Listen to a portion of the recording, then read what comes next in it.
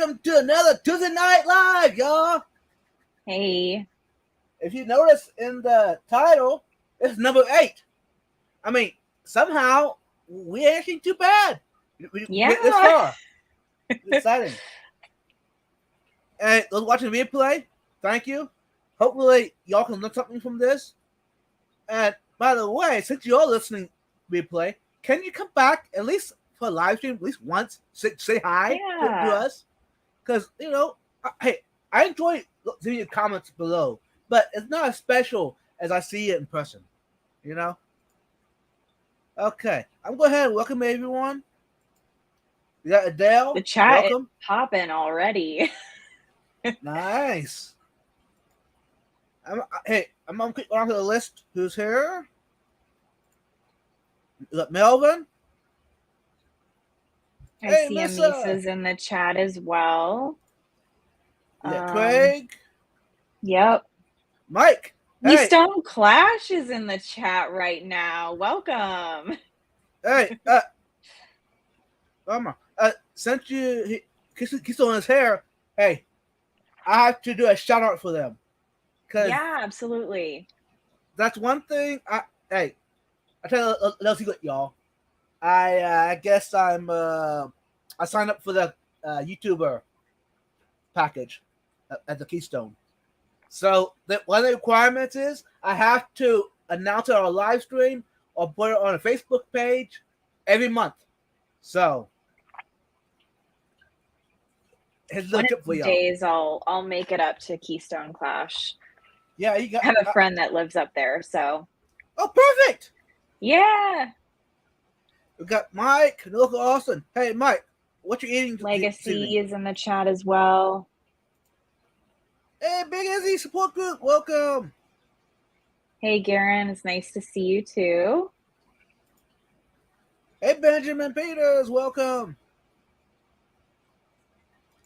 Hey, Garen, welcome. Hey, by the way, y'all. Hey, Garen, welcome to the Fish Fam. Welcome to Vibes Fam. I just noticed today you're a new subscriber. Welcome. Hopefully, you can enjoy this. Garen's actually local to me. We're friends IRL. Oh, so is that how? That's why he found me. Okay, so I'm not special after all. No. Yeah, we actually worked on my car in his shop. He works at a really cool shop in Dallas, and no way. The problems with my car have been ongoing and really annoying. So he was nice enough to help me out one day, and then of course you mentioned to him about the live stream, huh? Yeah. Of course! Woo! That's what I'm talking about right there. Hey, it's not just us. If you're a fish tuber or a YouTuber, just don't be afraid to share it out. I mean, we're one big family. That's awesome. Hey, Krista, welcome. I really like that YouTube name, Collaboration of Curiosities. That's great. Yeah. Since you're talking about that name, that's actually the first live stream I was on live. I was on as a person on the camera. Oh, that's first awesome. Time. So that was with her. She's from Australia. Those that don't know. That was, let me think. That was a long time ago. Wow. I was very nervous to come up, but it was only, I don't know, it was like 4 people in the chat at the time. And it was like at midnight, my time. So I was like, okay, all right. Why not?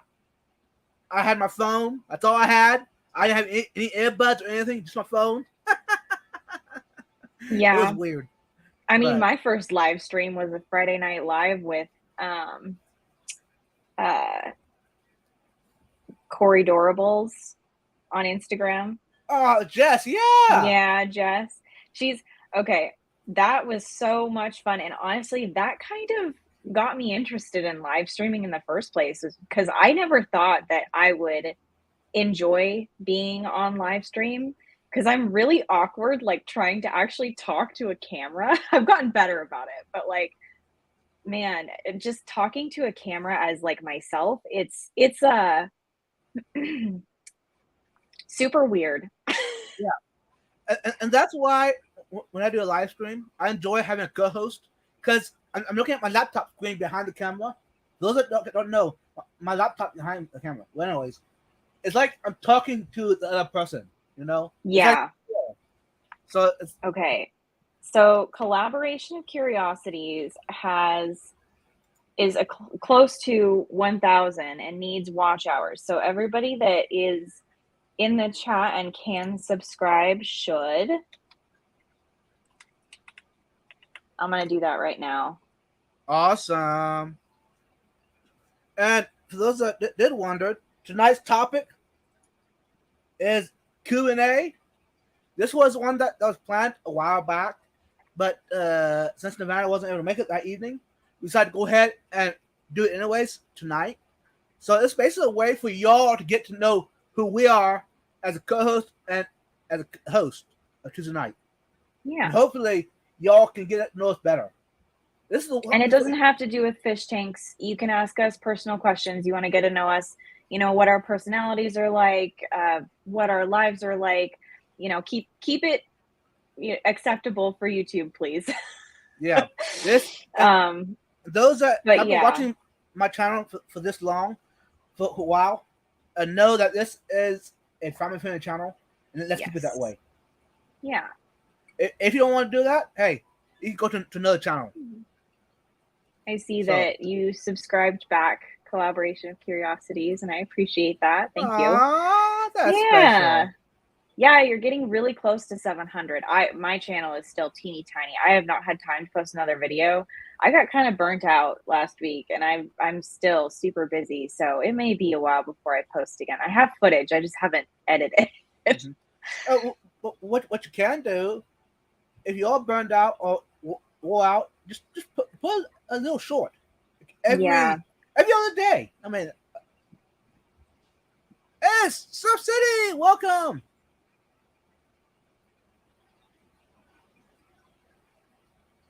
Oh, looks like Garen was subscriber 701. Nice, Congratulations. awesome, bro. This is awesome. I like Yeah. this. Hey, don't feel bad to step away from the live stream right now and subscribe.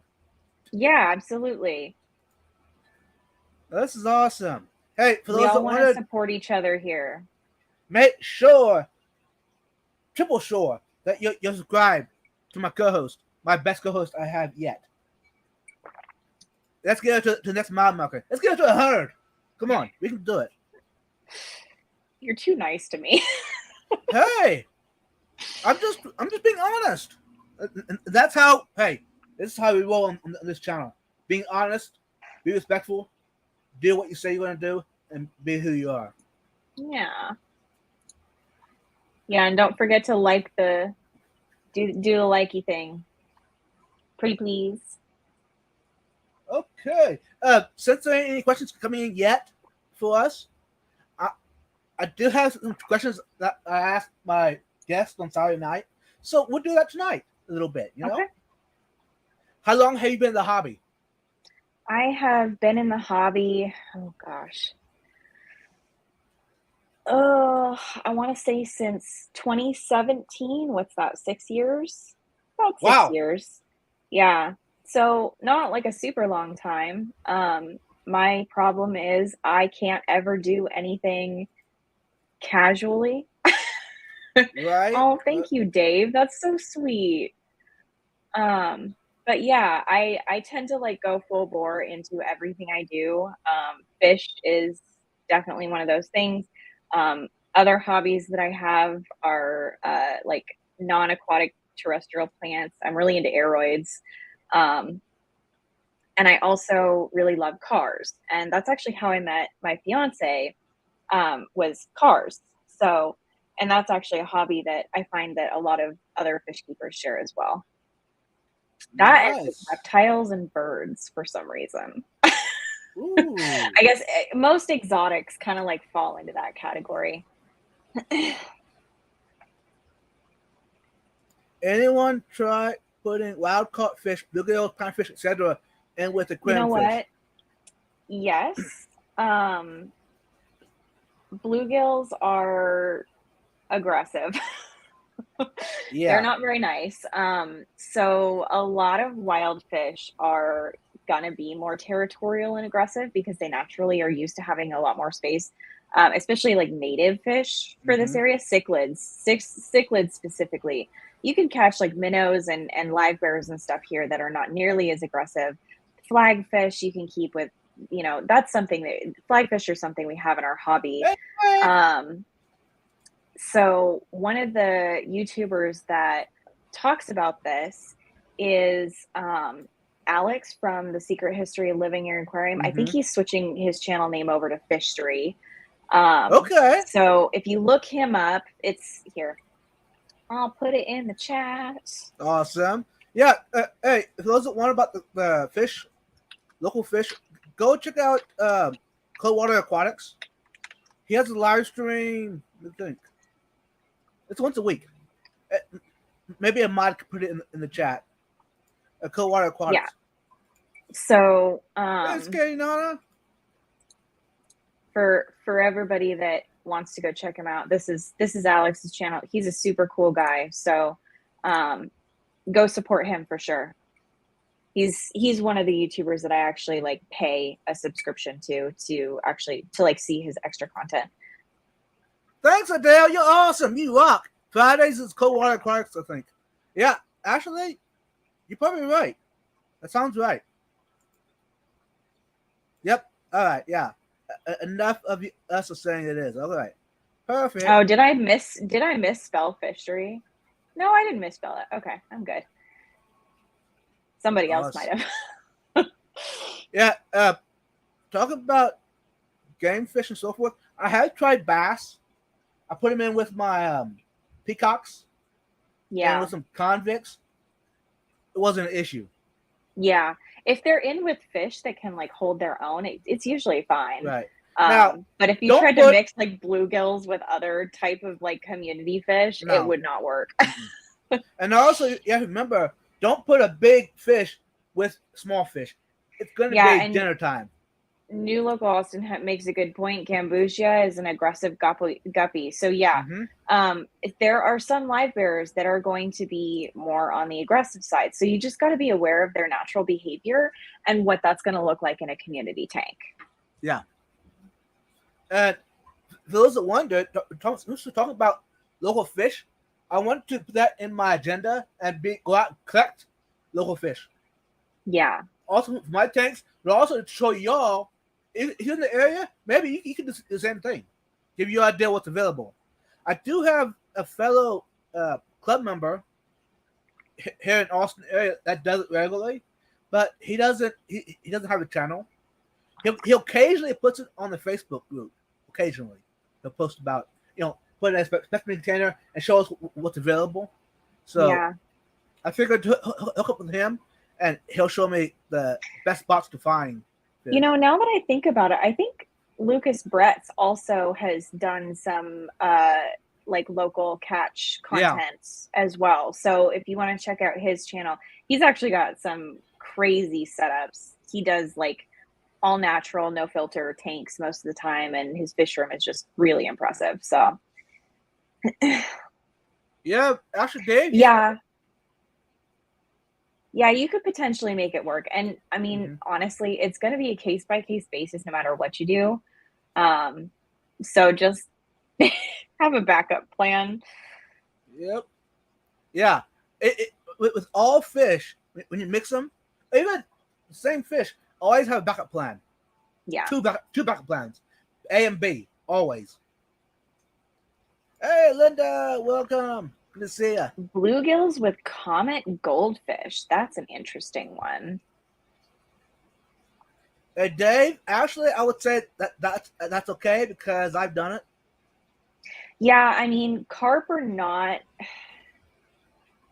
like any goldfish related, carp-like species is going to be big enough generally that they can usually hold their own as long as there's enough space for them to get away from the bluegill. Yeah, oh yeah. And if you do feed them regularly, make sure you put enough food in there for everybody. If you're worried about it, sprinkle it out. That way the bluegill can't get it all. Oh, Everything okay. done. Welcome. Collaboration of Curiosities is gonna get ready for work. So we'll see you later. It was great seeing you in the stream. Bye, Dale. Bye. Backup pond. I like this. Hey, Dave, you're right on. You're right on. I like it. Yeah, so Beta Aquatic says that bluegills can be with carp. I don't know if you mean crappie, maybe tilapia, Oscars, and some other cichlids. Yeah. So anything that's going to be in that like larger size with that same level of aggression is probably going to be able to hold their own. They'll establish a pecking order and figure it out amongst themselves. Yeah, Mike, that is so true. The fish that murders look exactly like the fish that isn't. Exactly. Well, and I've actually had some peaceful fish that turned out to be, peaceful fish that turned out to be murderers too, because I mean, everybody says like, oh, American flagfish are not that aggressive. Well, have you ever seen a male in like spawning? They do chase other fish away from their eggs, and they can rip a fish apart if they want to. Yeah. So it's all about, the situation, their environment, what's in with them. Oh, okay. So Beta Aquatics did mean crappie. Yeah, that's what I thought you meant. Because carpie is like a mix of right. Crappie. Hey, Gina! Welcome. Good to see you. Hey, for those who are coming in, just a reminder, this is a Q&A. It's a way for you to get to know us. Ask us some questions. And actually, since Coral. Oops, sorry about that. You're good. Yeah. Okay, so the secret with flagfish is to get the females. The females mind their own business. Right. the males are the ones that can be aggressive. Generally, because I've bred flagfish before, they breed super, super easily. And they're super hardy, and they eat all kinds of algae. So they're great to have in your tank anyway. But if you stick with females, they aren't nearly as pretty. But in my experience, they're not as nearly as aggressive as the males.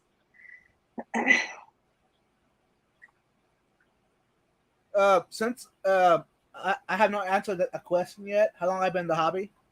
It's been only since COVID, really. I mean, I know when I was a kid, I kept fish, frogs, whatever, anything I could keep alive in a bucket or in one of those wash bins, galvanized wash bins back in the day. So I mean, I guess I wasn't the hobby, so I was in there, not really knowing what I was doing. So there is a question for you. I put it up on the screen. Hey, Vibes, as your 500 subs have to be monetized. Actually, better class, I have not been yet. I don't have watch hours yet. I'm like 800 watch hours away from being monetized. So, hey, for those that wondered, I did put a playlist. I mean, it's not nothing great, but I put live streams and playlists on my page. So if you do want to give us some love to the channel and get us to the next marker, that way we could be monetized. That'd be awesome. But hey, you have another question. When you get in a saltwater tank? When? Hey, Gina, I already have I had 3 saltwater tanks. Now, no, not down to 1. So I've already been there.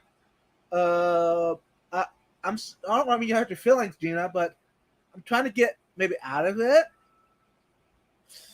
I mean, I might keep the 1 tank just because it's happy, but I'm so sorry for the bad news, Gina. But hey, that's beside the point. I'll still watch your content because I'm still learning from you. Keep doing what you're doing. I would really love to have a saltwater tank, but live rock is expensive. And actually, my car keeps breaking.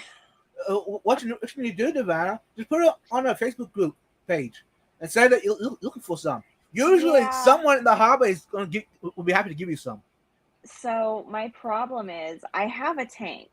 I have a tank, but I need to upgrade my RODI system. I need to drain and clean the tank that is already full of, that's my shame tank that I still haven't torn down yet. And the whole process of like buying all the stuff that I need to actually like make the salt water and all of that, it just has not been a high priority because I don't even have the bandwidth to like do water changes once a week. My freshwater tanks, I have not done a water change in 3 weeks. Ooh. But it doesn't matter because they're all so heavily planted that, Right. oh well. I have some algae going on, whatever. Yeah, that water change thing once a week is not. Yeah, anyhow. That's beside the point. I wish that I could put my plant trimmings in my shame tank. Unfortunately, the shame tank is a shame tank because it got contaminated with something. I think mycobacterium, and everything that is in there has died. So the plants are thriving, but nothing, like no critters can live in that tank for whatever reason. So Hey, it's Steven. unfortunate. Hey, Gina, of course, always. I had a blessing to meet her in person last year. Triple Crown. Oh, That was nice. awesome. Yeah. She's an amazing person, y'all. For those that don't haven't met Gina yet in person, she's awesome. I do not think I have met Gina yet. So maybe if you went to the Keystone Clash, well, cool. How does the Fantosa taste? Like fish? Like Probably. Money? Yeah, exactly. Uh-huh. It'd be like if you can take a $100 bill and burn it and not feel bad about it. That's how it would taste eating a Fantosa. Yeah.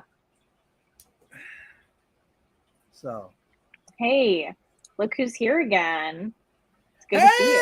Hey, welcome back. Hey, New Look Austin. Here's the lady I was talking to you about. Keep Austin gardening. This is her. She's awesome. She rocks.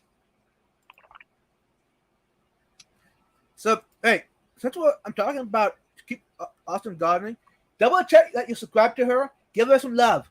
Let's get her to the next mile marker. I think what she has for us in store is great content. It's just not everybody has found her yet. So, thank you. Oh yeah, okay. So this is news that I'm actually not thrilled about because Bulk Reef Supply. So I have bought equipment from Bulk Reef Supply before because they have good deals on filtration equipment and biomedia and pumps. But my last couple of experiences with them have not been fantastic, and their customer service has really gone downhill. So like they're expanding into a new area of freshwater, but like my fear is that they're not going to have the customer service and like the infrastructure to back it up, you know? It just worries me a little bit.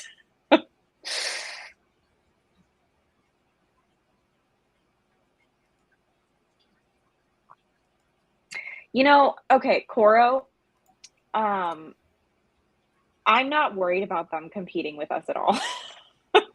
I know that a lot of people are like, oh, you know, competitors, and here's the thing.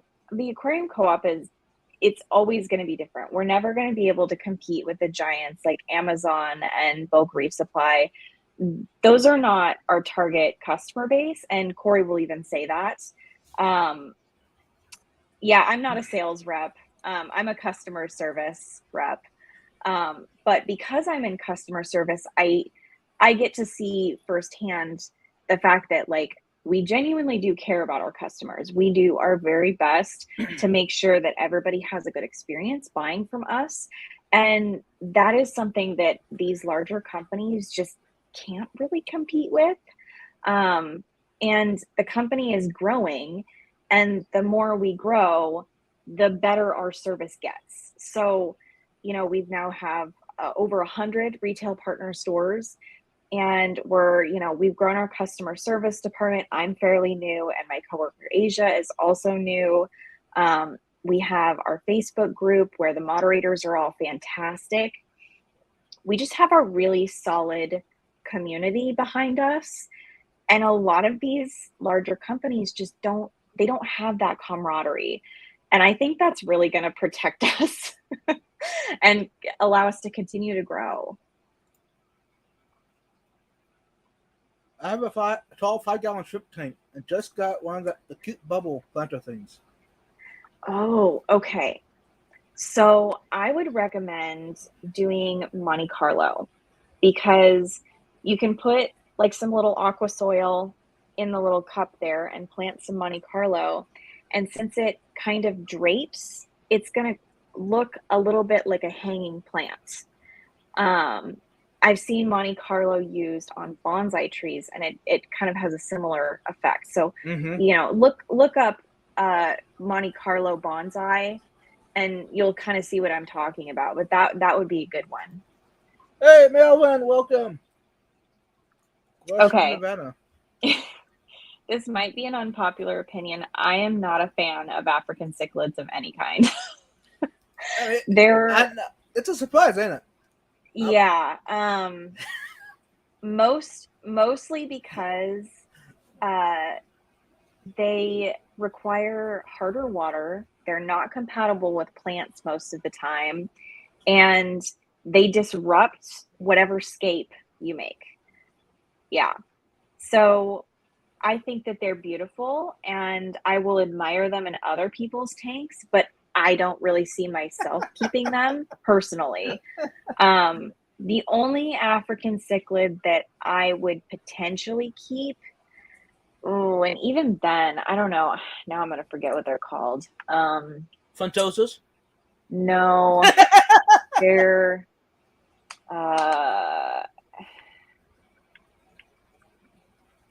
from which lake? They have like really long trailers on their fins, and they're one of the more peaceful. Geophagus? No, the geos are actually South American. Right. They're not African. The Funtosus have a trailing.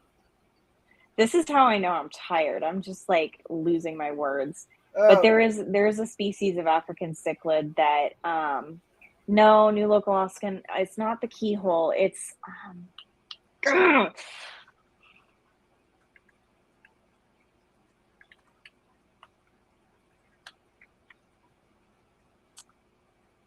no, that's not either. I'm like,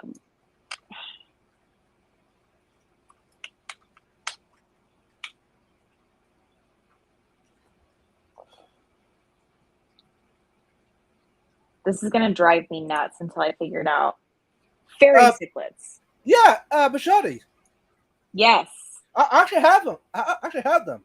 Yeah, those are really cool, and they're from Tanganyika. So I think I could do a Tanganyika tank with some fairy cichlids. Yeah. But I would still miss the plants. They're not super compatible with plants. Which I have been trying. So I mean, ones I have tried so far are still alive yet, but they're not shredding them? Nope. So what plants are you keeping them with? Nubius, some Java fern so far. Okay, yeah. And the next thing is going to be lilies, water lilies. Yeah, I think they'll probably eat the lilies. They're too soft. I'm gonna find out. Yeah, but I could totally do like some really large species in Nubius. That would be really cool. Yeah, like get a whole tank, get some really big ones. Yeah, I think that would awesome. be cool. And it's funny, Anubias, not many people know about this. I don't know how many people understand this because it's, house plants. Aroids is what I'm really into. So aroids are plants that are epiphytic generally, so they climb trees. And Anubias is actually it's an aroid. It's just an aquatic one. So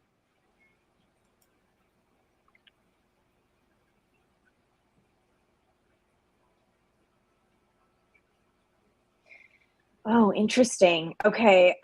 It depends on their sizes. If they're within like an inch of each other, I think you'd probably be okay. But the larger fish is probably always gonna try to bully the smaller ones. They Yeah. might establish a pecking order and be fine. If there's enough space for the three younger ones to get away from the bigger one, then you might be okay. But Yeah. I would have a backup plan to grow them out, so that they're not gonna get totally beat up. Right. And also, when you add them, do a water change. And if that, What you could do is rearrange the tank yeah, too. That would help. If you break the territory lines, that will allow them to establish their own territory brand new, independent of the established fish. So that might increase your chances of success. Oh, interesting. Okay, Dave says that big Amazon swords seem to hold up. That actually surprises me because my plecos eat Amazon swords. what? Yeah, plecos will chew holes in sword plants if they're hungry enough.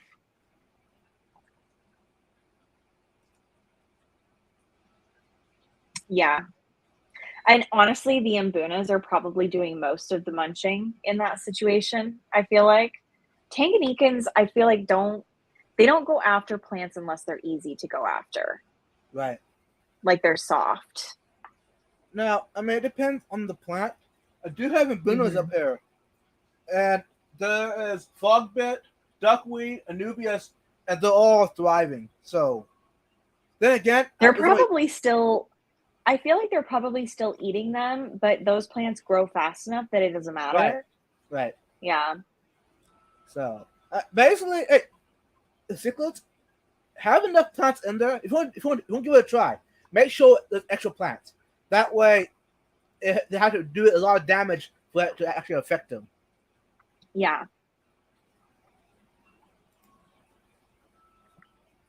Yes.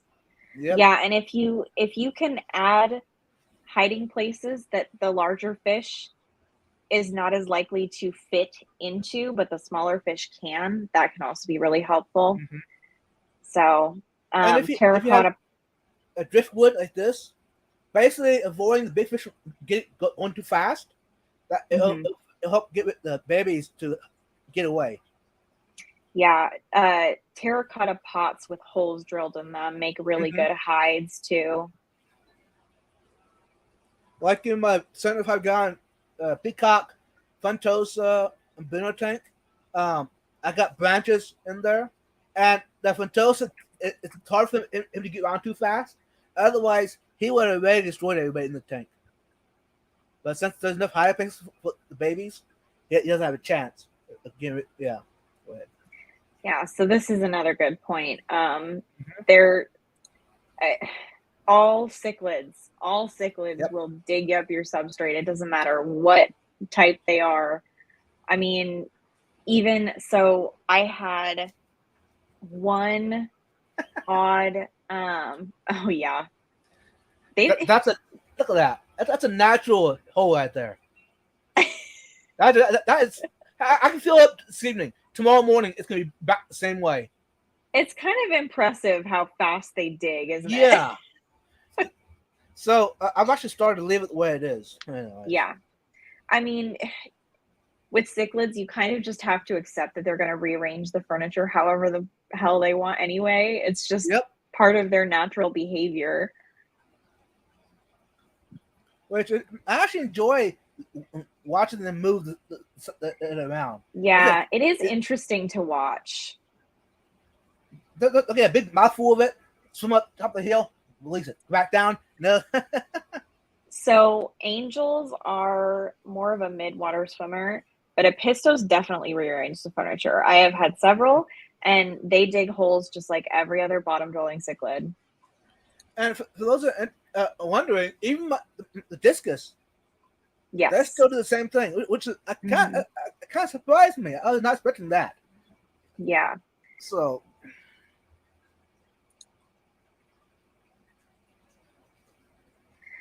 Yeah, I mean, so I get what you're saying, but generally speaking, when we refer to like Malawi cichlids or Tanganyikan cichlids, we're talking about the most common species. yeah, So if you're talking about a species that is more rare or specialized, you usually will refer to it as the scientific name. Um, but for stuff that's a little more common, when you say Malawi, Tanganyikan, whatever, people are going to get a general idea of what yeah. the common Malawi and Tanganyikan cichlids are. Okay, better aquatics. All right. Yes, I have tried. Uh, Last year I was really trying.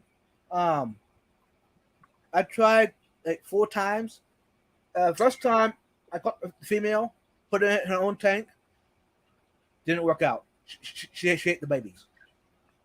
Tried it again, no, not working.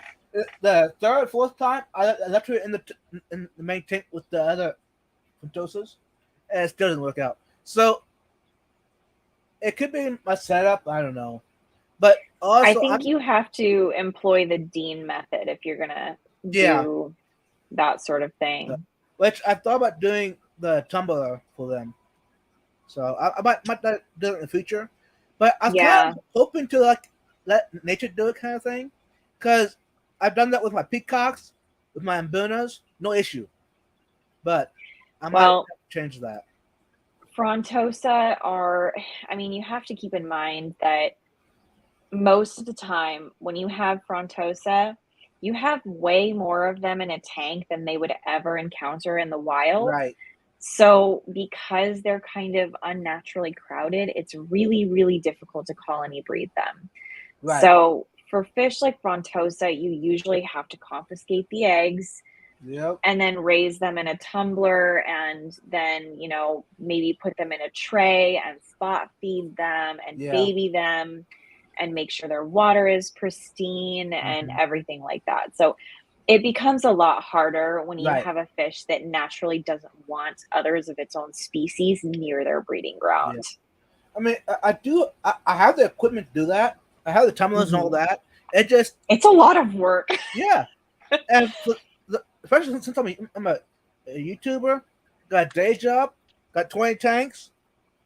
Yeah. Yeah, and I'm on the board of my local fish club. So I mean, yeah, I I work from home and I still don't think I could find the time to do that. So I mean, colony breeding is what I stick with most of yeah, the time. I bred German blue rams for a while when I first started in the hobby, and that was super fun, but it was so much work that I don't think I would do it if they won't raise their own fry right, nowadays.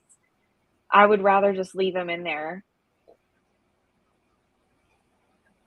Yeah, so, silver dollars will eat anything green.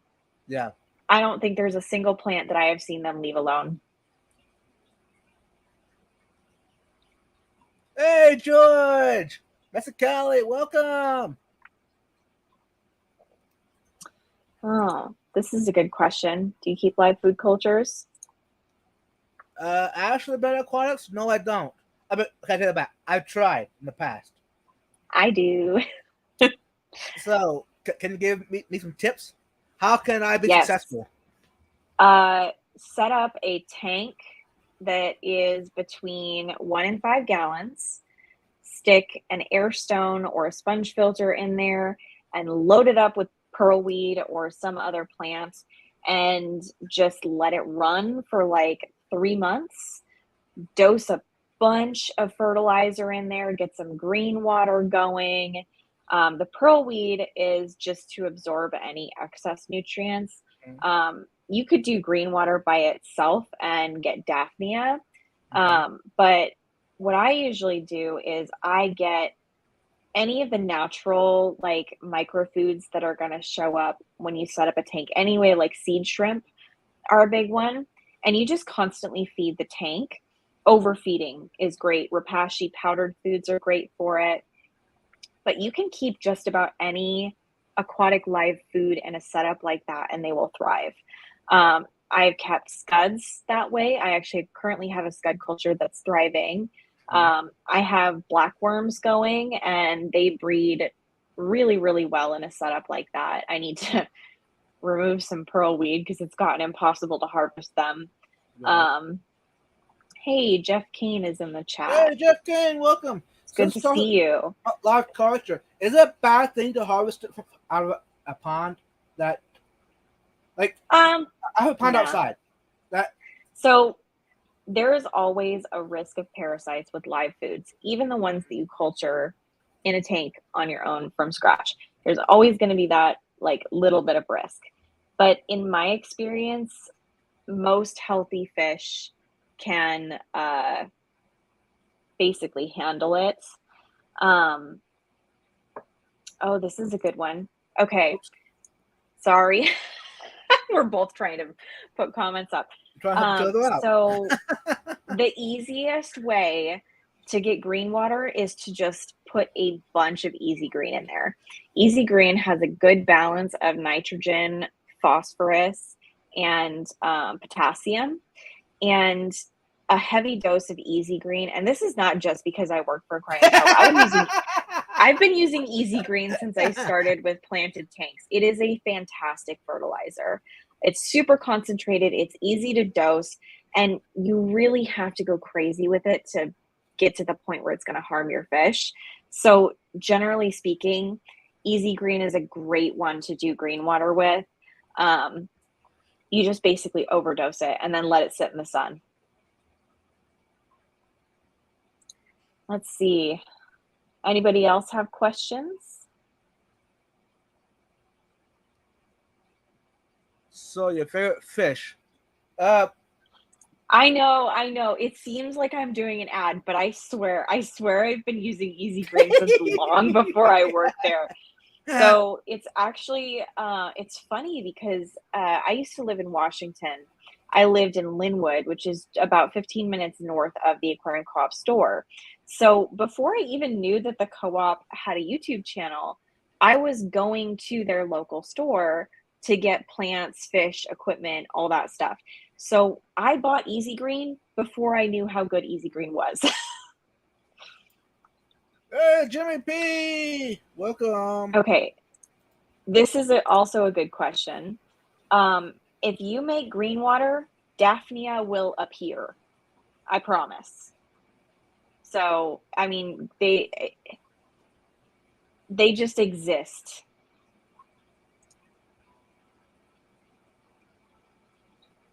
Somebody's making jokes that I missed. Yeah, same here. So how do you harvest the Daphnia? Daphnia can be harvested in a couple of different ways. I use a micron net, and then just like flip it around in the tank water a little bit. And you can also just use like a turkey baster. I have a couple of turkey basters that I use for harvesting blackworms as well.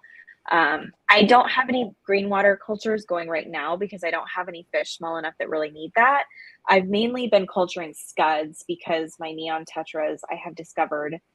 Can you keep Daphnia and scuds together? I would not, because some scuds are predatory, and they will probably decimate your Daphnia Daphnia population.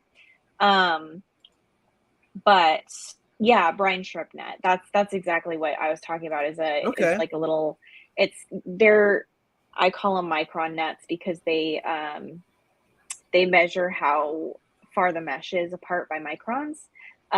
But they're used for harvesting brine shrimp. So if you have a brine shrimp net, you can use it for harvesting Daphnia as well. Yeah. So my advice is stay away from the brine shrimp nets that are cone shaped with the point at the bottom. They just get gross. And that it's impossible to clean where they come to the point. It's not a fun experience.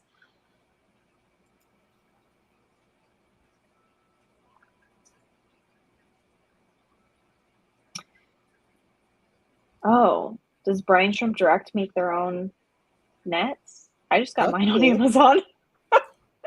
Oh, I figured you get from a co-op. No, we don't have brine shrimp nets. What? You think we would? Yeah. Honestly, I think it doesn't make sense for us to make a brine shrimp net when there's so many of them out there on the market already. Like, why we try to make products where there's a gap in the market for that particular product, so we then fill the gap in the market with a product that's of good quality. So our battery backup air pumps, of course, our sponge filters, freeze-dried foods that we sell. I can't say enough good things about our freeze-dried foods because they actually come in like sensible packaging with no like empty voids in them. I really like, yeah. If you guys are wondering about the stuff that I'm talking about, you can look at the website and it's all on there. And then the other thing that I really, really love that we have is the Aquarium Co-op light. I finally got my hands on one. It's on that tank right there. It is the closest an LED has ever come to natural sunlight. It is beautiful. Oh, that's interesting. Yeah, I might have to look into that because I would love to have one that's like this big. That would be awesome. Just like dip it in there. I'm gonna do a little advertising Yeah, since we ADHD. mentioned ADHD. Yeah. Yeah. Hey, for those that wonder, you can pick up your own shrimp book off Amazon. Hey, Caleb. Nice to see you. Hey, Caleb. Good to see you. Actually, since we're talking about it, I'm wondering if she has it in here. So you say not embroidery hoops, but embroidery hoops would work great for that. Right. You could just like clamp it in there. ADHD, if you're here, can you tell us if it's in the book or not? How to make these nets? I'm looking through it. A lot I of think it's on information, y'all. I think it's on our YouTube channel. Okay. And Okay. this book, go ahead. I'm gonna whine about Fluval's app for a second. Anybody can walk into that room if they have the app, connect to my lights and mess them up. And I just can't get over that. And also I have had so many problems with the Fluval app just straight up not working that I got sick of it. I got rid of my Fluval lights a couple of years ago because I got so irritated with them. Granted, they were the older versions, and it was an older version of the app, so maybe they're better now. But I prefer my simple lights with just the dimmer switch. Just it just works. Okay, so those nets do work in most cases. You're always going to lose some baby brine when you do that. In my opinion, it is much better to just direct them towards the bottom of the hatchery with a light and then be really careful not to, get any of the cyst shells in there. Yeah, okay. Sorry about that. I just want to answer this real quick.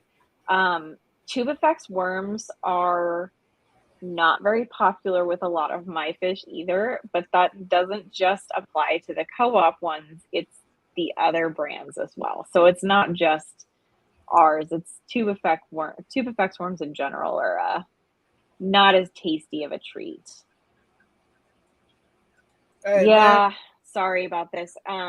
Mandy, we have talked about this before, and I feel so bad for you because all of the laws surrounding freshwater aquaria in Maine are just crazy. So, according to, and I hope I understand this correctly, Maine created a whitelist a long time ago, And any of the newer species that have been introduced have not been added to the whitelist. And because the government is so convoluted there, nothing has ever been done to change it. So they don't have access to a lot of the species that we have access to in other states. So, Oh. Hey, Mandy, by the way, what you can do, you can still watch fellow fish tubers, yeah. aquariums, and get still enjoy it from the at least from the screen. Hopefully, someday that get turned around. Yes, this is exactly what I want. I also want them to just work when I want them to work. Hey, Brian, Yeah. welcome. A lot of people really love the Fluval system and, to each their own, but personally, I don't want to mess with the spectrum. I don't want to have to guess if my settings are going to be optimal for what the plants need. I want the light to be optimized for plant growth. Hmm. Um, and I have done the whole DIY lights. I've done, build your own LED light panels. I've done all of that. None of it works as good as something like this.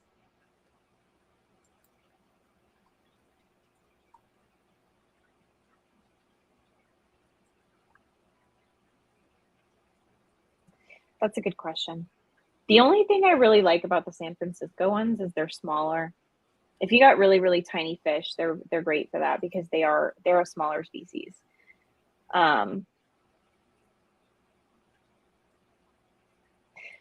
no, the brine shrimp direct ones are the same size as ours, I think. At least the brine shrimp that hatch out. But San Francisco, the brine shrimp that they sell hatch out, and the creatures themselves are smaller. Yeah, Maine does have a lot of weird laws.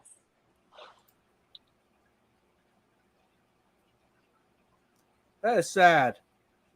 Yeah, Hey, Mandy, maybe. honestly. Hey, So go ahead.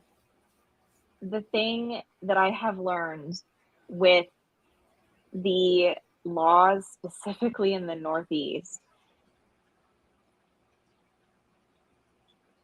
there's so much law history in those states that changing anything is actually too difficult for it to even be worth it to a lot of those lawmakers. It's too expensive. They'd have to walk back and change too many things. So they just don't want to do it. Hmm.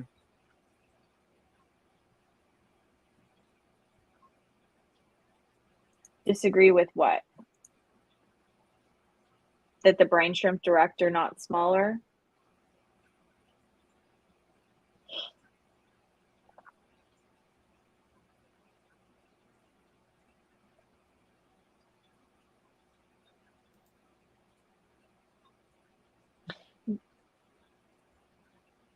Yeah, we gotcha. I appreciate it, Mandy. Hey, Mandy, what we can do? How about you move to Texas? That way you can have a lot of stuff. Hmm. You're welcome anytime. So I agree that there um, is no such thing as optimized for all plant growth, but optimized for ideal growth underwater is definitely a thing. Um, and I don't know if you were here during that live stream when I talked about how blue spectrum light travels through water a lot better than the other colors. So for a light that has too much blue spectrum, you're not getting a balanced light spectrum that's actually reaching the plants.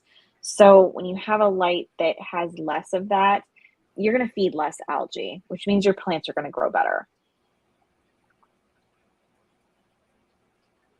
And if that wasn't clear, the co-op light is the reason it looks like natural sunlight is because it has a warmer tone to it, which some people don't like. They like the bluer tone because it makes their fish look more, I don't know, bright, I guess. I find that this light makes my fish look amazing, but it's personal preference at that point.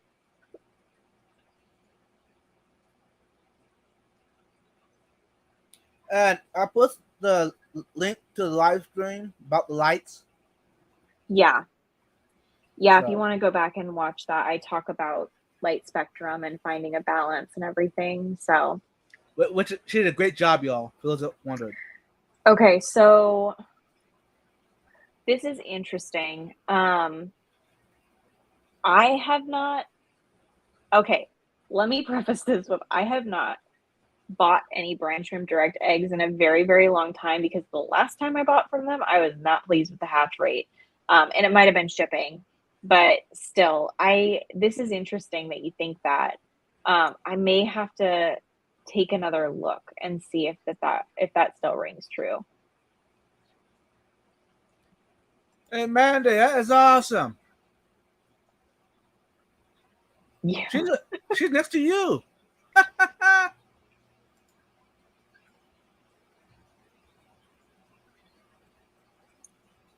Yeah, so I actually kind of disagree with this.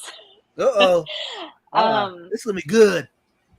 Most blue, like cooler spectrum colored fish, um, I find that blue light actually makes them blend into the background more because especially if you have a planted tank, because the light ends up reflecting off of the greens and the plants.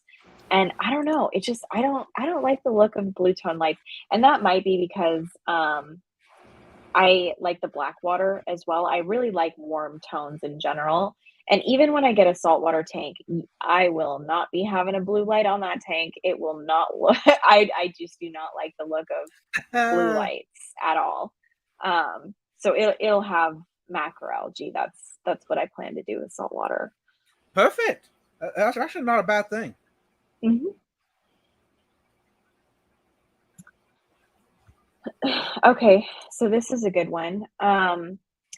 Aquarium co-op brine shrimp eggs in general last a super, super long time if you store them like properly. So if you keep them cool and keep them dry and, away from oxygen, so sealed in their container, they will last years. I had a tin of brine shrimp eggs for probably 3 years before I used it all, and it was still hatching as normal. Cool. Yeah. That's good advice. Appreciate it. Yeah. Hey, Zen Ginger. Hey, y'all. How you doing? Uncle Garden Zen. Welcome. Doing water changes on the other two solar tanks. Nice. Yeah. Hey, that's just a reminder to everyone. Do your water change. If you're Yep. looking, if you're watching us, do your water change. Oh, Garcia's finally here. It's okay that you're late. Oh, yeah.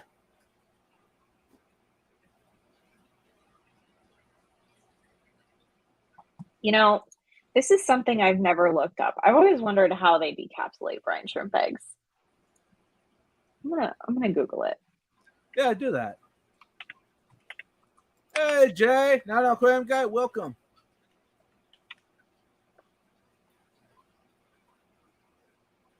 Oh my God. Okay. A process that is used in many hatcheries involves in removing the outer shell of the eggs with chlorine, leaving the unhatched brine shrimp protected in a membrane. So yeah, bleach is how they do it. Okay. That makes sense because the co-op instructs that you don't dechlorinate your water when you go to hatch brine shrimp.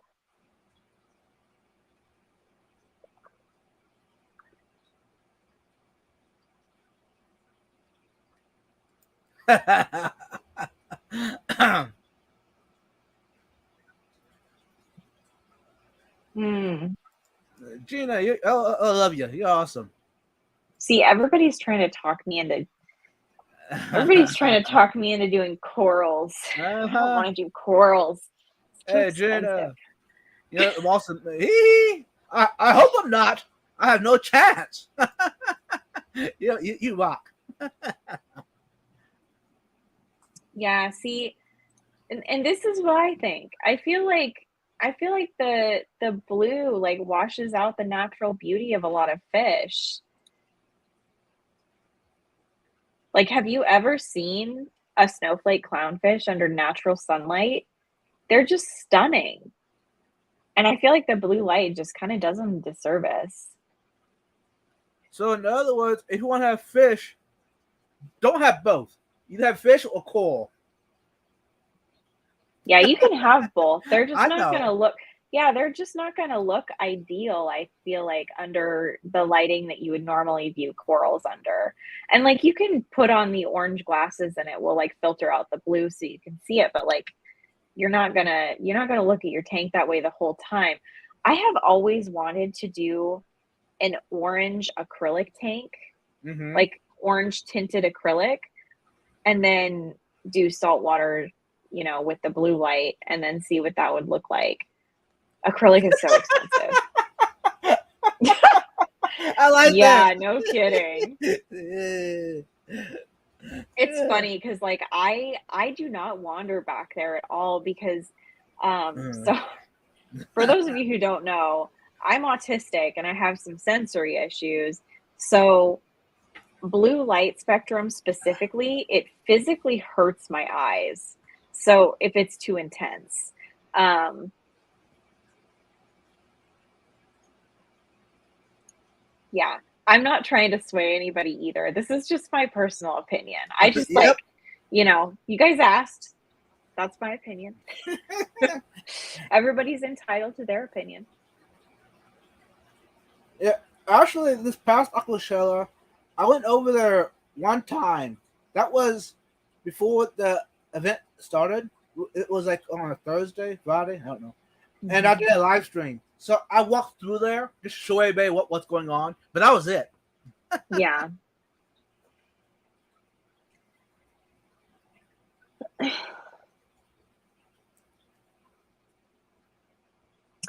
Okay, so this is a good question.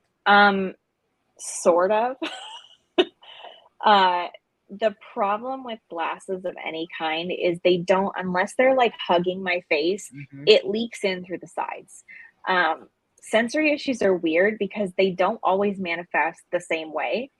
But it usually manifests as either emotional dysregulation, so anger, anxiety, something like that, just general discomfort within my body that I can't really pinpoint, or it's just straight pain. Like there's really no in between. One of the other sensory issues that I have is like tags and fabrics and in like my clothing and stuff. Or if like my pants are too tight, or if I'm wearing a shirt that's too tight, I will just get like unreasonably angry or upset, and I don't really know why. And then I have to like kind of take inventory of like, okay, what is bothering me? And part of that is like, I wasn't, I didn't know I was autistic until I was an adult. So I spent most of my childhood ignoring my discomfort. Um, I don't really have a sensory issue with stuff on my face. I've been wearing glasses since I was a teenager, so I think that's probably why. I also have piercings and um oh yeah, yeah, okay. So that's what I was talking about with the orange acrylic. I really, really want to do Uh like a huh. whole tank out of orange acrylic because I think it would give the same effect. Right. Um, Now but that'd be yeah, cool. it would be cool. And that would definitely figure out, yeah, and see, this is the same thing. It's so difficult to figure out what's happening, especially if you spent your entire life forcing yourself to not pay attention to your discomfort because everybody around you is like, what do you mean your tag is Right. like driving you crazy? What do you mean like this bright light makes you want to claw your eyes out? Like they look at you like you're crazy. Yeah, Jay. Actually, I messaged her today. Dream State Living, who had him on stream a while back, is doing a Skelly Fest event in Miami. Saltwater event. And it's doing a giveaway for airfare to Miami. So go check her out. Dream State Living. She's awesome. She knows what she's talking about. If you're into corals, saltwater, and she's just an extraordinary person. She's amazing. I enjoy watching her videos. So yeah, thanks Jay for reminding me about that. Please don't do that. Yeah, Pocket don't. mod, definite Please don't. timeout. Hey, for those Yeah, who okay. wonder, So this is something that I have experienced so many times where like I start experiencing issues when I'm in public and you have to like pretend like you're not having an internal meltdown over something like that. So, and if anybody has any questions about like my personal autistic experience, don't be shy about asking. I'm very open about it. I also have ADHD. So if you have questions, yeah, lifetime of masking, that's exactly what I'm talking about. And you don't realize the harm it does to you until you start unmasking. And then you realize, like, oh my God, I was not living life at all before now. So, hey, Solid Aquatics, I saw you earlier. I'm sorry, we were busy at the time. Hey, welcome. I'm yeah. glad you're here.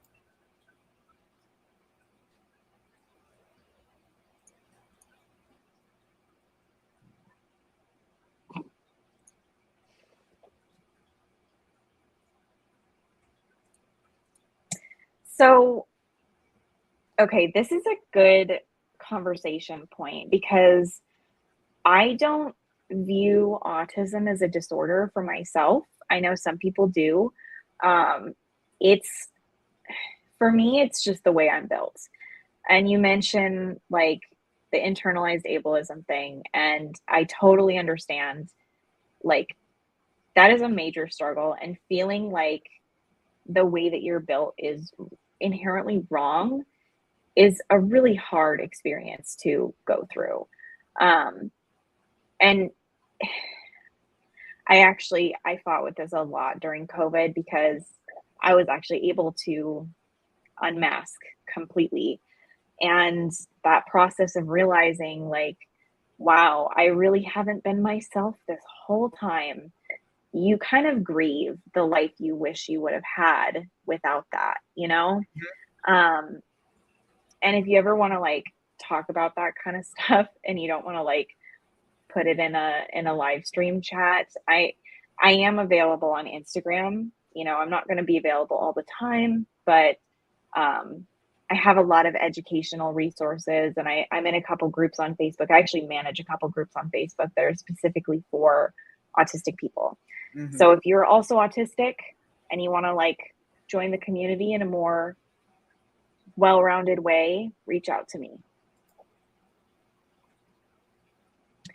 Yeah, and there are people who have sensory sensitivities that are also not autistic. It's not a specifically autistic experience. It's a human experience that is amplified with autistic people.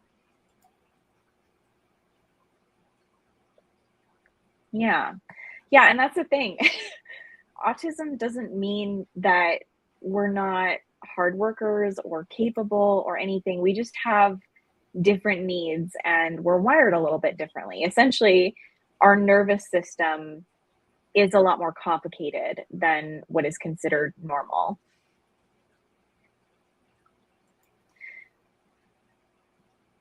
Oh yeah.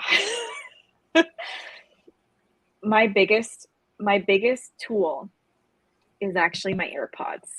I have a pair of AirPod Pros. My one complaint is the battery life doesn't last long enough, but the Oh, sound canceling is outstanding. So, if you have the funds to get yourself a pair of these, I really highly recommend it because it definitely does help with the auditory sensory issues. I like that idea. That's awesome. Yes. Oh my God. Gina's re okay. Uh, the social distancing was the entire reason I was able to unmask because I had nothing to do but sit with myself and my partner and overthink literally everything that has ever happened to me in my life.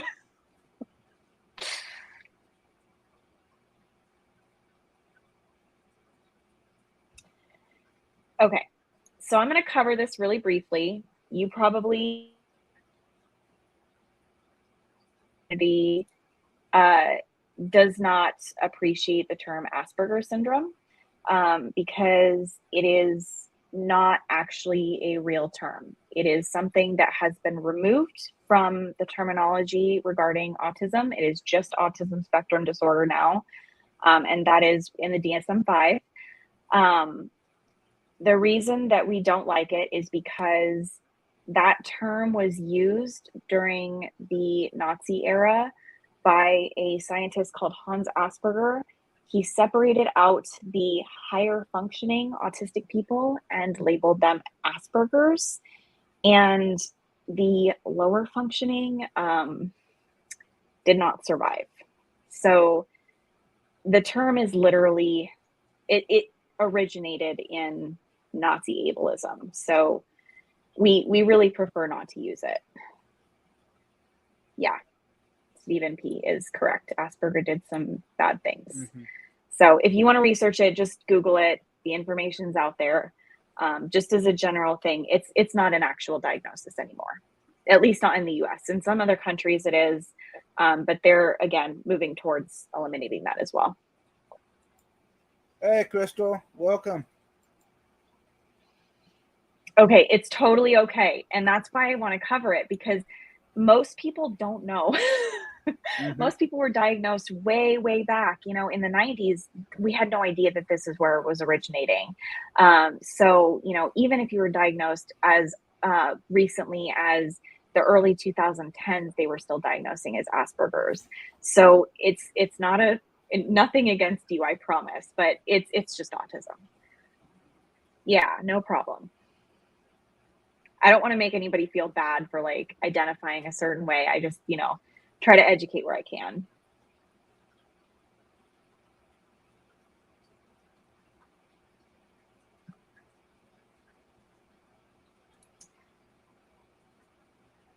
Yes. Okay. So the interesting thing about TBIs and autism, and the reason that the symptoms are similar, is because the symptoms of autism are symptoms of a dysregulated nervous system. When autistic people are given the things that they need to support themselves and maintain their nervous system regulation, our symptoms tend to disappear. So with the TBI, the symptoms are also of a dysregulated nervous system. So, and that's because of the TBI.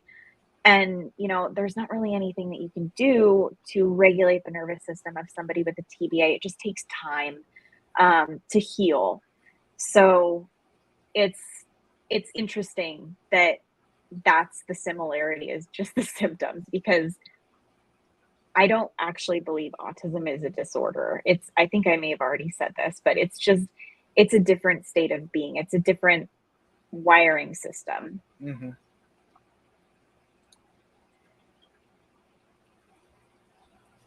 Yes, and this is why we generally don't let people use, like in the groups that I'm in on Facebook, we don't let people use Asperger's as an identification of themselves, because it's essentially what they're doing is they're purposely separating themselves from the rest of the autistic community and trying to imply that they're better than them.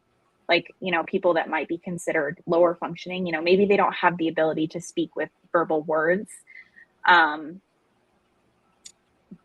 They're trying to separate themselves from that. And intelligence doesn't necessarily correlate with your ability to talk.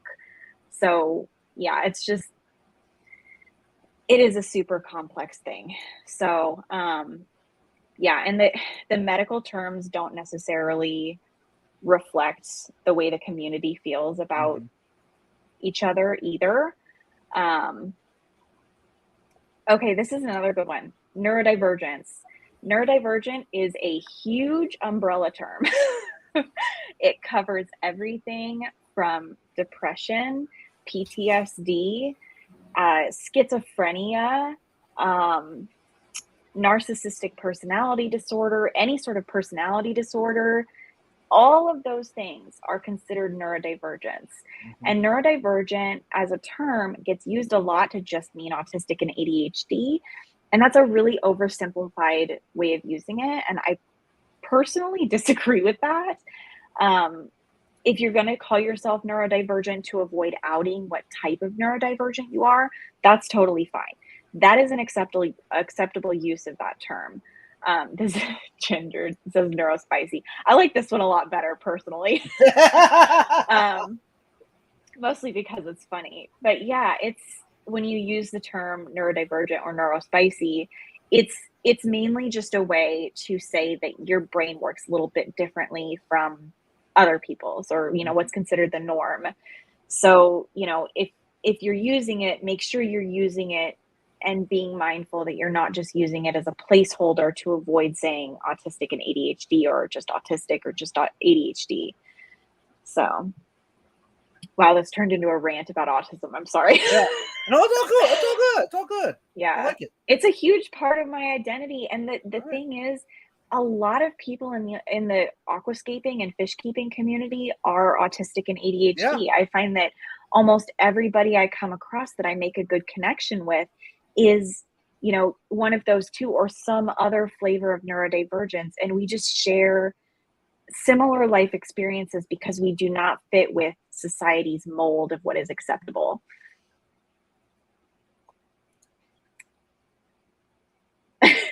Yeah, so there's a lot of misconceptions about OCD too. One of my close friends is OCD, and she kind of has the stereotypical OCD, but she also has some pretty weird intrusive thoughts that she shared with me. Mm-hmm. Oh my God. Okay, so I'm not going to go into this in detail. You can Google it if you want to. Autism Speaks is a hate group that wants to erase autism, and I don't believe that autism necessarily means a deficit. And a lot of the autistic community feels the same way. So look up Autism Speaks hate group, like in the same Google search, and you'll find everything you need to know. And it's honestly pretty horrific.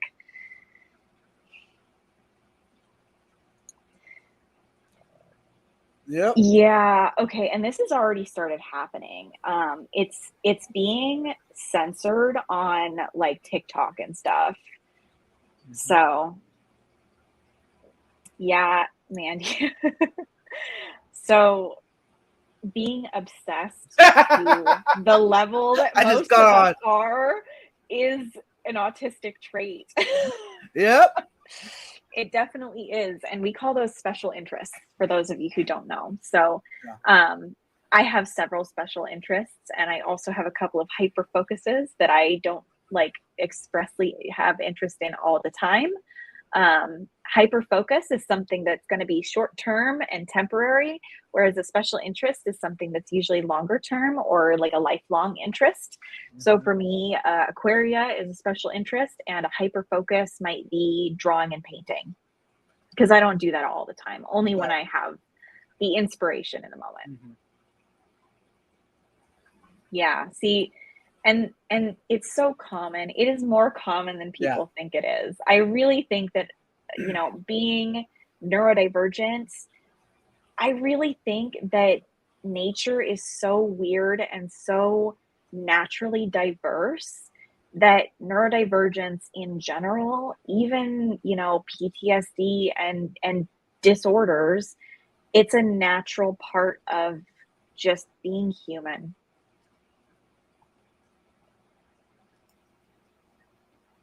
Yeah, okay, I feel this.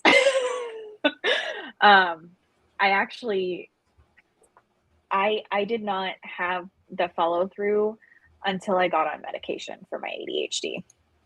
So I stayed off of medication for a very long time. I gave myself the best chance I possibly could. I cleaned up my diet. I was exercising. I was doing all of these things to try to give myself like the most tools I possibly could to like get things done.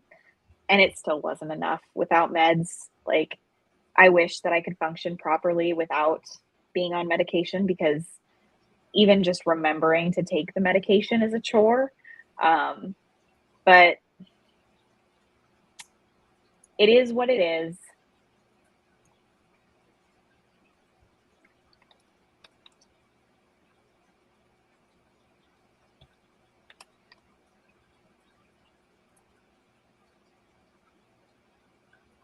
Yeah. Yep. It's terrible follow through with ADHD. Honestly, I feel like autism is the neurological difference. ADHD is the gremlin that was born out of that neurological difference that just wrecks everything in my brain. Yeah. And there's a lot of people that are getting diagnosed in adulthood because the education just was not there before. Now we have a lot more resources available to us that, we never had before. Yeah. Yeah, change is hard. Change is really Mm-hmm. hard for autistic people. That's something that I actually struggle with. If somebody messes with my schedule and changes my plans, it Yep. really dysregulates me. Like, I have a really hard time with that. I'm much better at managing it now, because I have ways to, like, distract myself, but it's definitely something that's really hard. Something that I would recommend, especially if your daughter's young, um, if you're having to do a lot of change in something that she's really interested in, warn her and explain to her exactly what you're going to do when you're going to do it so that she has a plan for that change. That can kind of help ease the transition a little bit and make her feel a little more prepared. Mm-hmm. Oops. This one is what I wanted to read. Yeah. Yep. Yeah. Giving yourself a little bit of time to kind of regulate and find a diet that works for you and an exercise plan that works for you, that definitely will help. Um, and you may find that you need a lower dose of your medication after you get that stuff figured out. I mean, the hardest part of ADHD is you you might find a routine that works for you, but sticking with it is really, really hard without the medication. Right. So it's kind of a compounding issue for sure. Yeah, this is exactly how I feel. Mm-hmm. Ironically, nighttime is when my brain tends to get the worst gremlins.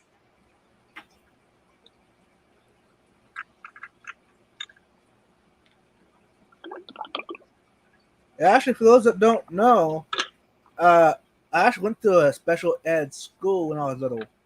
Tried to help me recover. It didn't do much. I'm still here. Yeah. Yeah, and I mean, you might find one day that because here's the thing. I hate to break it to anybody who like feels like they have a good connection with me. If you have a good connection with me, there's a good chance that we're kind of on the same wavelength, if you Yeah. know what I mean. So it's very common for people who meet me feel like they have a very strong connection with me and then later realize, oh, it's because we share a neurotype. Mm-hmm. So yeah. Yeah, see, that's that's great. I'm glad to hear that because honestly, being a kid is hard enough.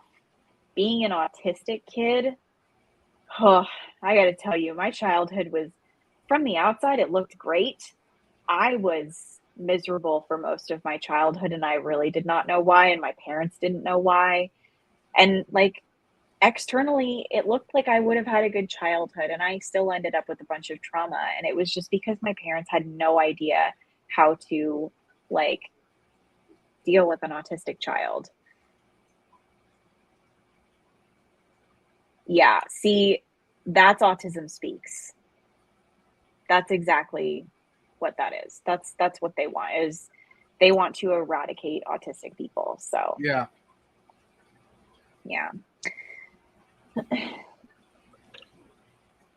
If anybody has any more questions, feel Yeah. free. We haven't had very many personal questions tonight. It's No. just been kind of fish related. Which I guess maybe they already know who we are already. So why would they ask questions if they already know us, right? Yeah, I mean, I'm pretty open about who I am on social media. There are some parts of my life I keep fairly private, but for the most part, I kind of just like being myself. I feel like if I'm the most myself that I can be, then the right kind of people will stick around, right? Right, exactly. Yeah. Which is why I'm still kind of stumped about. Yeah. Yeah. I'm usually not on stream this late, but I'm having a great time. Okay, this is a great question. I'm gonna say sushi because I really love seafood, but I also really love Indian food. So, Uh, food in general is something that I would consider. It's not only a hobby for me that I really like cooking, but I love the way food tastes. I think it's a fantastic sensory experience, and I like all kinds of food, including like spicy stuff. yeah. For me, it had to be the sushi first of all. Now the Indian food, I mean, I enjoy, but sushi would be be those two. It'd be sushi. I feel like Indian food is very polarizing. People either love it or they hate it. Right. Oh, Hey, hi. George. I'm George. Hi. I'm Vibes. Actually, for those that don't know, you can call me Eddie. Yeah. Oh, that's awesome. I think you've mentioned this to me before that your husband can cook. That's awesome. That's I cool. honestly, both James and I can cook, but I'm the queen of the kitchen. I don't think he's cooked a meal since we've been together. My go-to lunch. Okay, so um my favorite lunch is a green curry from one of our local Thai food places around here. Green curry is my favorite, and I could eat that every day for lunch. I'm actually considering doing a takeout order on Mondays for like 3 orders of the green curry and just eating that the entire week. And that's Good. also on the autism. Yeah. We call that same food. Right. Hey, Fish Dreams. Welcome. Oh, yeah. Okay. If you have a food that gives you food poisoning, I totally understand never wanting to touch it again. Right. Yeah, this is a very common theme. I feel like I'm kind of outside of the norm for most autistic people because I'm very sensory averse to most things, but for some reason food is not one of them. If I'm really stressed out, I will eat bland food, but that's only if I'm like so far into sensory overload that anything else just makes me want to crawl under a rock and not come out. Favorite color? Who? Okay, the color of my Honda. it's like a Okay. it's like a greenish blue color. It's not exactly teal, but it's a dark blue with a green tint to it. So, can anyone guess what my favorite color is? If you've Oh been here crap. long, if you've been one of my uh, Vibes fan long enough, you should know my favorite color. I'm I'm pretty sure I know it, but I can't remember if I might be overthinking it. I mean, it's pretty simple. Can I guess? Yeah, go ahead. It's purple, right? Close enough. Lavender. Okay. Yeah, I was gonna say, I'm pretty sure it's purple, but I couldn't remember Mhm. specifically if it was lavender. I wanted to say, what did I want to say? Periwinkle before, but that's a blue tone. So yeah, Right, right. lavender purple. Yeah. Hmm. Purple is also one of it's up there with my favorite colors. Hmm. I really like blue, purple, and green. Yeah, those are all good. Yeah. Yeah, to Pink. me, lavender is kind of to me relaxing, soothing. It is. And that's kind of how I feel about that blue color is it reminds me of ocean water. And yeah, you've got purple walls. That's awesome. Yep, I that's what actually you do. really like the color pink too, but I like pink in small doses. I feel like it can be too much sometimes. Yeah, Amisa likes jewel tones or bright colors. Yeah, when I was in high school, I was really into neons. Um, I but enjoy I looking didn't, at them, but not yeah, the thing was, I wanted to wear neons, but I didn't want to look at them. right, right. Anybody else have other questions for us? Let's give Do you it. have questions for me? Me? Me? A question for you? Oh, okay. This sounds awesome. Yeah. Tie-dye is your colors. I love that. Yeah. Matches your personality. I like how it looks, but I don't like it on me. No. Yeah. That's cool. Anyhow, y'all, it's already been over our time. Okay, so the name of the blue that my car is, the paint color is called North Shore Blue Pearl. So North Shore Blue Pearl. So if you can imagine, like, it's literally like ocean. What size shoe do you all wear? Hey, This is a great question. hey, George, Okay. that's so hard to tell. You guys are gonna laugh. I have little baby feet. I wear 6.5 in women's. I can wear children's shoes. I'm not very tall though. I'm only 5'3". And like I was saying, George, it depends on the shoe. If it's just a regular shoe, it'd be like an 8.5 or 9. Now, if you're talking about boots, it's a 8. Yeah, I feel like boots I tend to oversize so that I can wear thick socks. I'll buy a 7 in boots and Oh, stuff so that I can wear thicker socks because mhm. women's shoes tend to be narrower and they don't leave a lot of room for a thick sock. But for Yeah, Converse and tennis shoes, I'm at 6.5. right. Now, Oh, for those women's that, 10. mhm. You got big feet. Are you tall too? I feel like you might be tall.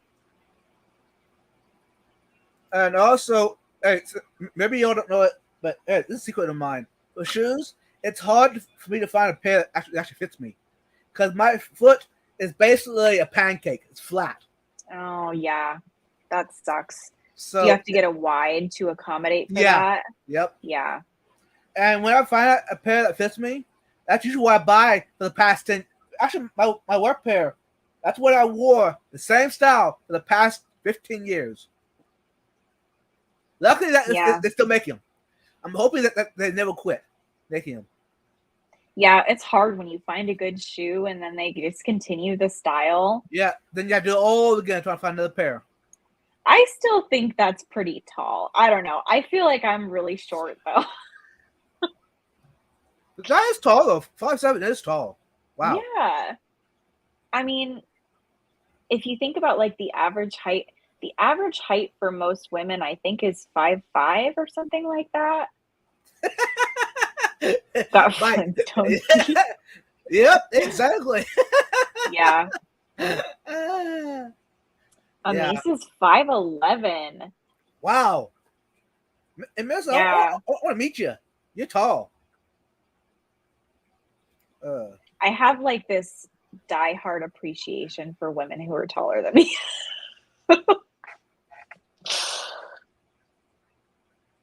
Oh, I don't think you did talk about what you had for dinner, did you?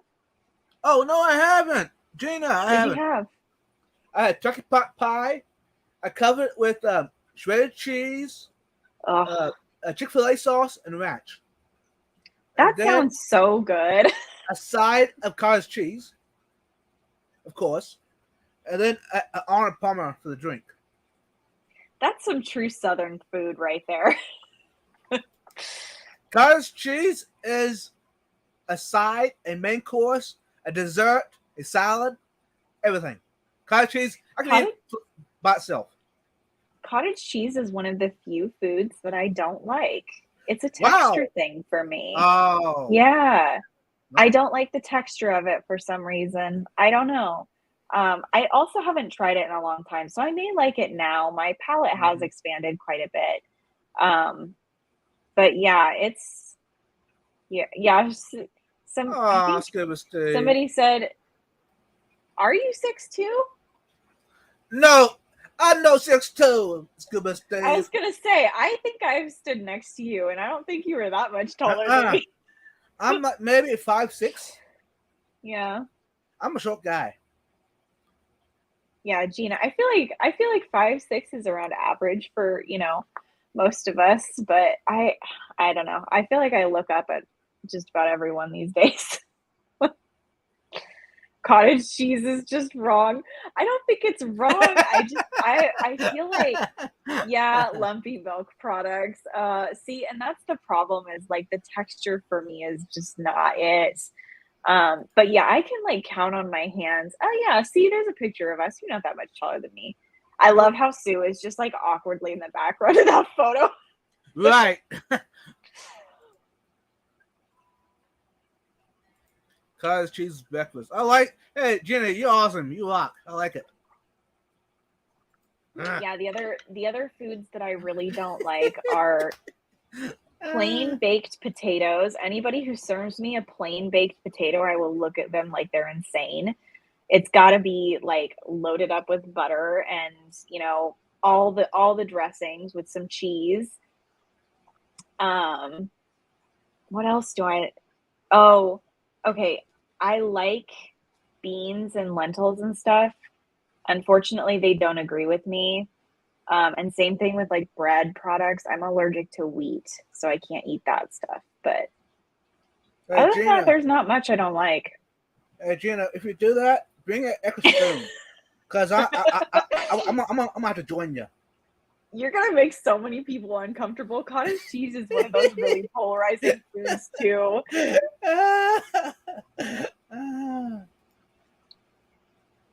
Yeah, Oh yeah. yeah. Dairy is an issue for a lot of people. Actually, when I was born, any milk product at all, I would get rashes over the whole body. I would get sick. I would throw up.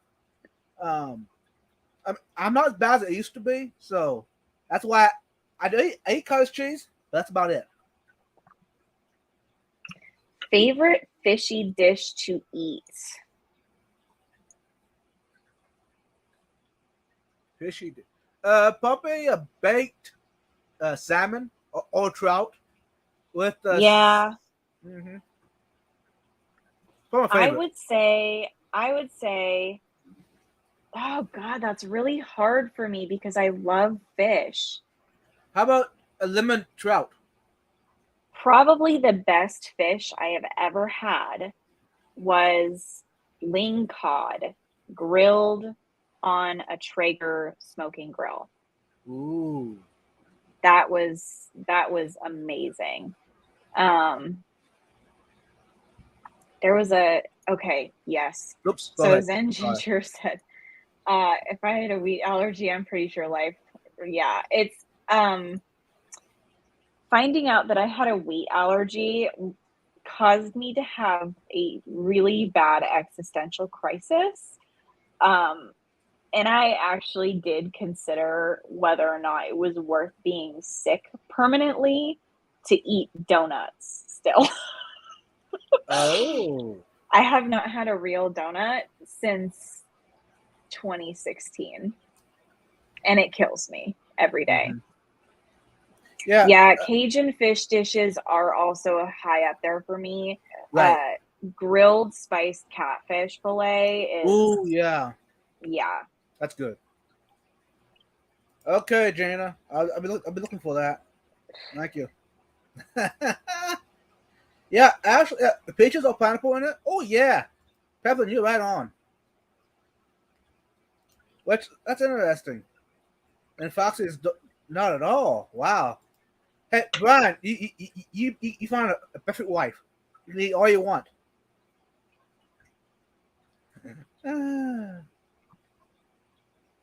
what does cottage cheese taste Yeah. like? I No, feel like it well, tastes I feel like it tastes more like mozzarella. yeah. It does have a cheesy flavor to it, but it's very mild. Because like I have tried it. It's just I can't do the texture. Right. I mean, I grew up with it, so it was always a treat that growing up. So now, since I can have as much as I want, I do. Yeah. Yeah. See, and anybody who has celiac, I don't think that Yeah. I'm actually celiac, but yeah, I was Stephen P. I'll tell you what the symptoms of a wheat allergy are. you get horribly, horribly sick and you can't figure out why for months. And then all of a sudden, a doctor that, like the sixth doctor you've seen says, have you tried cutting out wheat and dairy and seeing what that does? And so, yeah, I cut out wheat and dairy, and then I tried adding dairy back in, and I didn't have a problem. And then when I tried adding wheat back in, I immediately got so violently sick that I knew that I could never have wheat again. So that was fun. And it's the type of sickness that it's like it's bad. You're throwing up, it's coming out both ends, it's very disgusting. And the thing that they don't really tell you is your whole body gets inflamed. Your joints hurt, your head feels like it's going to explode, you get congested, your face gets puffy. And this is just my experience, but I feel like a lot of people with a wheat allergy share this experience. And then your digestive tract is not right for like days afterward. So yeah, it sucks. I like what Ginger is saying. I like that. That's awesome. Yeah. So Gina's Reef says cottage cheese is made with the same process. Yeah. So they just don't. They essentially just don't have like the whey in with the curds. So. Okay, that's interesting. Now the host. That's something new this evening about his favorite dish, cottage cheese. I didn't know that. Yeah, so I don't know. I think I probably had developed the wheat allergy over the course of like a year. And the symptoms got gradually worse over time. So originally it was when I ate pasta and stuff, I would feel kind of tired and like want to take a nap. But I thought that was normal with just like eating a heavy meal. But yeah, it's when it develops to a certain point, you definitely know that there's something wrong.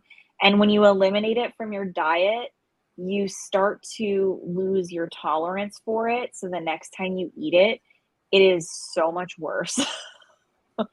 Yeah. Yeah. Okay, so I've never had the genetic test for celiac because I've never found it necessary. The diet works. The diet works for me, and if it continues to work and I don't develop any more food intolerances, then I don't find it necessary to spend the money on that. Spoiled milk is pretty gnarly. Yeah. Yeah.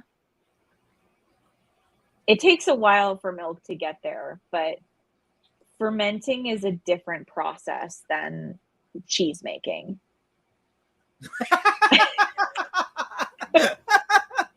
Yeah, it's going to say it. Yep. Actually, yeah, it's trying to get my milk out of the refrigerator before I use it. Baking, sniff it. Mm-hmm. I don't know. It's something I did when I was a little child. I mean, it's a habit. Well, I can smell it even like immediately when I open the lid. I don't have to sniff it. That's like one of my unfortunate like sensory superpowers. I have like an insanely sensitive sense of smell. So if something smells bad, even if other people can't smell it, it bothers me. So I can open a can of milk, and if it's bad, I know immediately. So that's fun. Oh yeah, Zen Ginger. I have a wheat gag reflex too. And this really super sense of smell, that is a huge part of it, and it sucks. I used to not be able to blow my nose without gagging. It's really horrible. Hey y'all, it's that time of night. I think we need to cut this off. Yeah. We gotta go to bed. We gotta work tomorrow. Yep. So Nirvana. Oh, of course somebody pops into the chat. that, Yeah. hasn't been here yet. Sorry, we're logging off for the night. Yeah. You can watch the replay though. Right. So Nirvana, before we head out, what do you guys say? Stay curious, friends. And thanks to everyone for being here. Hopefully you learned something good. Hope you enjoyed hanging out. And thanks again to all the ones that have subscribed and hit the channel to 500. That's awesome. Stay tuned for the Keystone Clash. It's coming up. I'll try to make it there. And also, watch for the upcoming content, live streams. We have good one coming up Saturday evening, so look out for that. Anyway, until then, have a good night. Bye. Bye, guys.